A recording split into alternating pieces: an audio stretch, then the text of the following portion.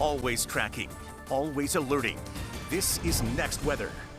I'm Dave Warren of the Ocean Bank Next Weather Sphere. It is a hazy one out there. Hazy sunshine, and temperatures are continuing to really climb at this hour. I'll show you what is happening across the area. We are looking at temperatures which are into the 90s, not only along the coast like Miami and Miami Beach, where these low 90s are here, but up farther north, up into Broward County, where we're seeing temperatures which are climbing into the mid 90s.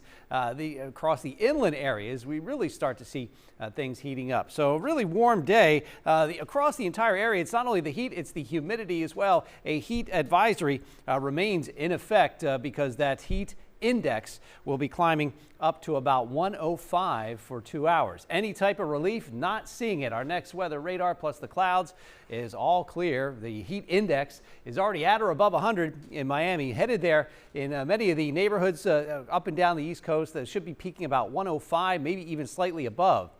Dust is overhead. That gives us that hazy sunshine, but that high pressure building into the Gulf is now going to give us a west wind. Dust plus a west wind plus the low moisture, all the ingredients coming together for record highs, near record highs today, but even hotter tomorrow. As the dust thins out, we're trying to get a few showers out of the area today. We put a 10% rain chance in the forecast. That is it. Maybe an inland area getting a stray shower or two. It could happen anywhere along the Sawgrass Expressway or back towards Chrome Avenue. The showers will diminish overnight tonight, and then you get the west wind. The heat builds, and we don't get much of a sea breeze tomorrow. The heat is just confined to much of the metro area, and it's pushed right up against the East Coast. There is a hint that we could briefly get a southeast wind tomorrow, but that darker red, the purple color, that is a high temperature, about 95 or above, and that is much of the metro area. Not much relief, if any, right along the coast, because we have that the west wind, that major heat risk.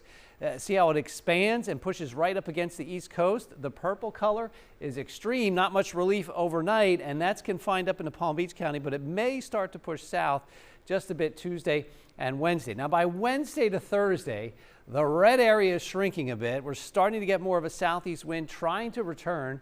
We're also getting a little more moisture pushing into the area, so that ups our rain chances a bit, and that can provide some relief to the heat that we're just not seeing today or tomorrow. We're also not seeing much in the tropics. There's a few waves that may try to come across off of Africa, but right now, over the next 7 days, the major main development region in the Atlantic, the Caribbean, and the Gulf either has dusty, dry air overhead or a lot of wind shear.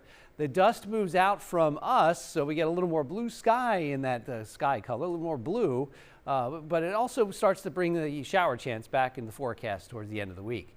If you're out on the water today, try to get some relief from the heat. The winds are light, east to southeast, about 5 to 10 knots. Light chop of the near shore waters with no alerts. There are no type of advisories in effect.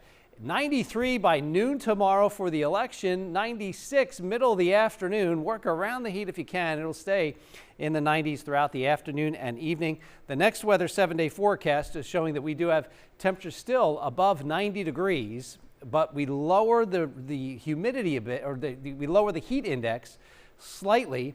There are showers and storms that start to work their way back in the forecast towards the end of the week, and that could give us some relief to that heat and humidity each afternoon.